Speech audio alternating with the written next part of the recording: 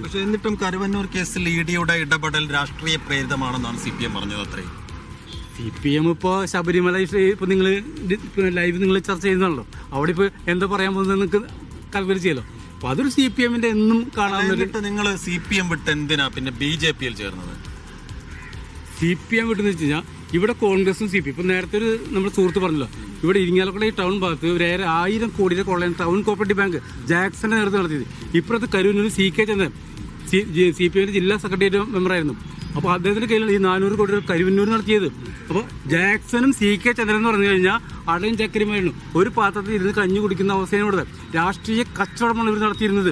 അതിന്റെ ഒരു പ്രതിഫലനമാണ് ഇപ്പോൾ ലാസ്റ്റ് ഇപ്പോൾ ടൗൺ കോപ്പറേറ്റീവ് ബാങ്കും പൊട്ടിപ്പോയത്. ഏത് ഡിവിഷനിലാണ് മത്സരിക്കുന്നത് സുരേഷ്? ഞാൻ ഇരിങ്ങാലക്കുട 33-ാം വാർഡ് ബ്ലോക്ക് പഞ്ചായത്ത് ഓഫീസ് ഡിവിഷനിലാണ്. BJP നില മെച്ചപ്പെടുത്തുന്ന തന്നെയാണോ വിലയിരുത്തൽ? കാരണം മേഡം, ഞാൻ കഴിഞ്ഞ 5 വർഷം ഇവർ അധികാരത്തിന് വേണ്ടിയായിരുന്നു UDF ഭരിച്ചത്. 20 മാസം കൂടുമ്പോൾ ഓരോ ചെയർപേഴ്സൺമാരെ മാറ്റിക്കൊണ്ടിരിക്കുകയായിരുന്നു. LDF ആണെങ്കിൽ അതിന് അനുകൂലമായി നിന്നുകൊണ്ട് 2 ചെയർമാൻ സ്ഥാനം കിട്ടിയപ്പോൾ അവർ സംതൃപ്തരായി, അവരും ഹാപ്പി. അപ്പോൾ ഒറ്റക്കക്ഷി ഭരണമായിരുന്നു സത്യത്തിലും ഈ കഴിഞ്ഞ 5 വർഷമായിട്ട് നടന്നത്. അതുകൊണ്ട് ഒരു വികസനം BJP മാത്രമാണ്, സന്തോഷ് ബാബുവിന്റെ നേതൃത്വത്തിലുള്ള പാർലമെന്ററി പാർട്ടി ലീഡറുടെ നേതൃത്വത്തിലുള്ള BJP മാത്രമാണ് ശക്തമായ പ്രതിപക്ഷം എന്ന് നൽകിയിരിക്കാനുള്ള പ്രവർത്തിച്ചിട്ടുള്ളൂ. ഇപ്പം മേഡം നോക്ക്, നിങ്ങൾ വരുമ്പോൾ റോഡുകൾ ഇവിടുത്തെ മറ്റു നേരത്തെ സുഹൃത്ത് വേണ്ടി ഗ്രൗണ്ട്, ഈ ഇൻഫ്രാസ്ട്രക്ചർ രംഗം തന്നെ ഇരിങ്ങാലക്കുടയിൽ ആകെ തന്നെ വളരെ ഗുരുതരമായ അവസ്ഥകൾ. പല അപകടങ്ങളും മേഡം ഈ അടുത്ത് നടന്നിട്ടുണ്ട്. ഈ ടൂവിൽ വന്ന് ചെറിയ ടീച്ചേഴ്സ് അടക്കം വരും. അപ്പോൾ ഇൻഫ്രാസ്ട്രക്ചർ രംഗം BJPക്ക് അധികാരം കിട്ടുകയാണെങ്കിൽ ഇൻഫ്രാസ്ട്രക്ചർ രംഗം ശക്തിപ്പെടുത്തും. പാവപ്പെട്ട PMA വഴിയുള്ള ആ വീടുകൾ കൃത്യമായിട്ട് കൊടുക്കും. ഉജ്ജ്വല രീതി എല്ലാ കേന്ദ്ര ഗവൺമെന്റ് പ്രോജക്റ്റുകളും കൃത്യമായി കിട്ടും. പാവങ്ങളുടെ കയ്യിലെത്തിക്കാൻ ശക്തമായ നടപടിയുമായിട്ട് BJP മുന്നോട്ട് പോകും.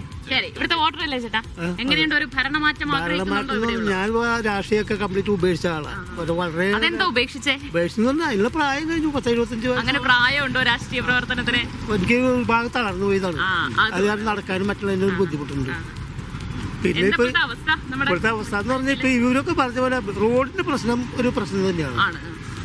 പിന്നെ ഭരണമാറ്റം വന്നാലും ഇതൊന്നും മാറാനൊന്നും പോണില്ല. ഈ റോഡ് അതേപോലെ തന്നെ ഇങ്ങോട്ട് കിടക്കുകയും ചെയ്യും. എല്ലാവരും പറയും ഞങ്ങൾ മാറി കഴിഞ്ഞാൽ എല്ലാവരും ശരിയാക്കും, എല്ലാം ശരിയാക്കും. ഇത് പറയില്ല, എല്ലാവരും പറച്ചിട്ട് മാത്രമേ ഉള്ളൂ, ആരും ചെയ്യലൊന്നുമില്ല. അല്ല, റോഡ് മാത്രമേ ഉള്ളൂ ഒരു പ്രശ്നം മാത്രമല്ല. പിന്നെ മൈതാനം എന്ന് പറഞ്ഞു കഴിഞ്ഞാൽ മൈതാനം ഇപ്പോൾ മഴ പെയ്ത് വെള്ളം നിൽക്കുന്ന ഷീറ്റ് കെട്ടി പറിക്കാനൊന്നും സാധിക്കുന്നില്ല. ഇത്ര വലിയ മൈതാനം ഷീറ്റ് കെട്ടി പറിക്കാൻ പറ്റുമോ? അപ്പൊ എന്ത് ചെയ്യണം, എന്ത് മാറ്റം കൊണ്ടുവരണം എന്നാണ് പറയാനുള്ളത് ഒരു വോട്ടർ എന്ന നിലയിൽ? വോട്ടർ എന്ന് പറഞ്ഞു കഴിഞ്ഞാൽ UDF ആയാലും LDF ആയാലും BJP ആയാലും ഭരിച്ചു കഴിഞ്ഞാൽ ജനങ്ങൾക്ക് നല്ലൊരു കാര്യം ചെയ്യാനുള്ള കഴിവുണ്ടാവണം. ഒരാൾ കൂടി നമ്മോട് സംസാരിക്കാനുണ്ട്. എന്താണ് ഇരിങ്ങാലക്കുടയിലെ രാഷ്ട്രീയത്തെക്കുറിച്ച് എന്താണ് ചേട്ടന് പറയാനുള്ളത്? ഇപ്പോൾ 25 വർഷമായിട്ട് കോൺഗ്രസ് ഭരിച്ചുകൊണ്ടിരിക്കുന്നു. ഒരു ഭരണമാറ്റം വേണമെന്ന് ചിലരൊക്കെ പറയുന്നു. വേണ്ട, കോൺഗ്രസ് തന്നെ തുടരട്ടെ എന്ന് പറയുന്നുണ്ട്. കരുവന്നൂർ കേസൊക്കെ ഉൾപ്പെടുന്ന ഒരു നഗരസഭ കൂടിയാണ്. എന്താണ് ഇവിടുത്തെ സ്ഥിതി? കോൺഗ്രസ് ഭരിക്കുന്നതാണ് നല്ലത്. ഞാനൊരു BJP-കാരനാണ്. ഇവിടെ 22-ാം വാർഡിൽ നമ്മുടെ CPM-ന്റെ മാർട്ടിൻ ചേട്ടൻ ജയിക്കേണ്ടതാണ് താല്പര്യം. ബാക്കി നമുക്ക് ഒന്നും പറയാനില്ല. കോൺഗ്രസ് ഭരിച്ചാൽ വികസനം ഉണ്ടാവും. പക്ഷെ വികസനം ഇങ്ങോട്ട് എത്തുന്നില്ല എന്നൊക്കെയാണ് പല വോട്ടർമാരുടെ. ഇരിങ്ങാലക്കുട വികസനം ഉണ്ടല്ലോ. ഇപ്പോൾ ഇവിടെ ബിന്ദു മന്ത്രി നല്ല വികസനം നടത്തിയിട്ടുണ്ടല്ലോ. CPM-ന്റെ നല്ല വികസനങ്ങൾ നടക്കുന്നുണ്ട്.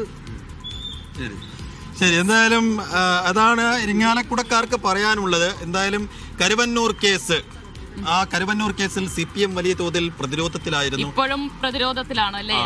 അപ്പോൾ അത് തദ്ദേശ തെരഞ്ഞെടുപ്പിന് ഏതെങ്കിലും തരത്തിൽ സ്വാധീനിക്കാമോ? 30,000-ത്തിലധികം ആളുകൾക്ക് ഇപ്പോഴും പൈസ കൊടുക്കാനുണ്ട് എന്നാണ് പറഞ്ഞിടത്ത്. 5 ലക്ഷം വരെയുള്ള നിക്ഷേപം മാത്രമേ തിരികെ നൽകിയിട്ടുള്ളൂ. അതിന് മുകളിലുള്ളവർക്ക് ഇനിയും പണം നൽകാനുണ്ട്. അങ്ങനെയെങ്കിൽ നിശ്ചയമായും ഈ തദ്ദേശ തെരഞ്ഞെടുപ്പിൽ അത് പ്രതിഫലിക്കുമെന്നുള്ള കാര്യത്തിൽ ഒരു തർക്കവുമില്ല.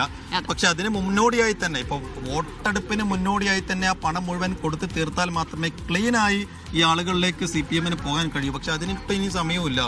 30,000 പേർക്ക് എന്നൊക്കെ പറയുമ്പോൾ വലിയൊരു തുക കണ്ടെത്തേണ്ടി വരും. അതിനുള്ള സാധ്യത വളരെ കുറവാണ്. എന്തായാലും അതിനെ മറികടക്കാനുള്ള ശ്രമമായിരിക്കും ഒരുപക്ഷെ ഉണ്ടാവുക. പക്ഷെ ഞാൻ പറയുന്നത് എന്താ, കരുവന്നൂർ ഉൾപ്പെടെയുള്ള നിരവധി വിഷയങ്ങൾ കോൺഗ്രസ് സംബന്ധിച്ചിടത്തോളം രാഷ്ട്രീയ ആയുധമാക്കി ഉയർത്താനുണ്ട്.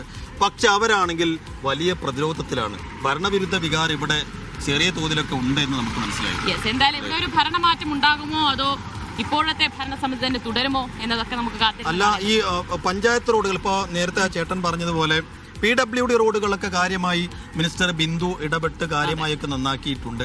പക്ഷെ പഞ്ചായത്ത് റോഡുകളിൽ കാര്യമായി ഒന്നും ചെയ്യാൻ ഇവിടുത്തെ നഗരസഭാ ഭരണസമിതിക്ക് കഴിയുന്നില്ല എന്നതൊരു പ്രധാനപ്പെട്ട കാര്യമാണ്. നമ്മളിവിടെ വന്നപ്പോൾ തന്നെ കുറച്ച് കോൺഗ്രസ്സുകാരെ കിട്ടോ എന്ന് CPM-കാരെയും നോക്കിയിരുന്നു. പക്ഷേ അവരുടെ വേർഷൻ കൂടി അറിയണം. അവരുടെ വേർഷൻ അറിയണമായിരുന്നു. പരാതികൾ പറയുമ്പോൾ എന്തുകൊണ്ട് അത് ചെയ്തോ എന്നുള്ളതെങ്കിലും അറിയാൻ പക്ഷേ ഞങ്ങൾ അന്വേഷിച്ചു, കിട്ടിയില്ല. പക്ഷേ കിട്ടാത്തതിന് ഒരു കാരണമുണ്ട് ദിവ്യ. നമ്മൾ വിളിച്ച പല ആളുകളും വീടുകൾ കയറിക്കൊണ്ടിരിക്കുകയാണ്. ഇപ്പോൾ ക്യാമ്പയിന്റെ പ്രചാരണത്തിന്റെ ഒരു പീക്ക് സമയം കൂടിയാണ്. നമുക്ക് അവരെ കുറ്റപ്പെടുത്താൻ കഴിയില്ല.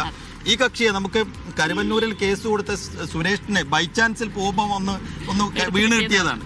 അതുകൊണ്ട് അദ്ദേഹത്തെ നമുക്ക് എന്താണ് ഇപ്പോഴത്തെ കേസിന്റെ നിജസ്ഥിതി എന്നൊക്കെ പറയാൻ കഴിഞ്ഞു. എന്തായാലും ഇതൊരു ചരിത്രപ്രസിദ്ധമായ സ്ഥലം കൂടിയാണ് ഈ അയ്യങ്കാവ് മൈതാനമൊക്കെ ഉൾപ്പെടുന്ന. ഇപ്പോഴും വികസനം പൂർണ്ണമായും ഇരിങ്ങാലക്കുടയിൽ എത്തിയിട്ടുണ്ടോ എന്ന് ചോദിച്ചാൽ മൈതാനത്തേക്ക് നോക്കിയാൽ മൈതാനം കുറെ പേര് അവിടെ വന്ന് കളിക്കുന്നുണ്ട്, കുട്ടികളുണ്ട്, അതുപോലെ തന്നെ കുറെ പേടിക്കുന്നു. ഇവിടെയുള്ള വോട്ടർമാർ തന്നെയാണ്.